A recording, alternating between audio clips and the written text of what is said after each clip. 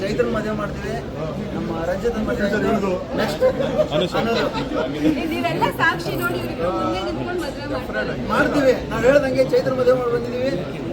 ರಂಜಿತ್ ಮದುವೆ ಆಯ್ತು, ಇವಳದೊಂದು ಹನುಮಂತದೊಂದು ಹುಡುಕ್ತಾ ಇದ್ದೀವಿ. ಸಿಕ್ಕ ತಕ್ಷಣ ಹೇಳ್ತೀವಿ.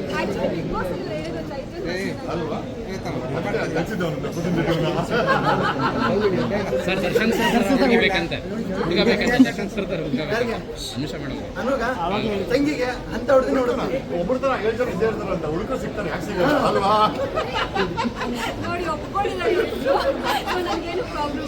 ಮದುವೆ ಓಕೆ, ಬಟ್ ಡಿಮ್ಯಾಂಡ್ ಇದೆಯಲ್ಲ ದರ್ಶನ್ ತರ ಹುಡುಗ, ಅದು ಸಮಸ್ಯೆ.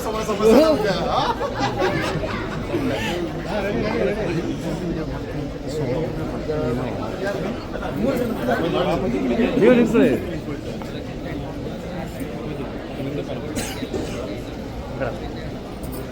ರೆಡಿ.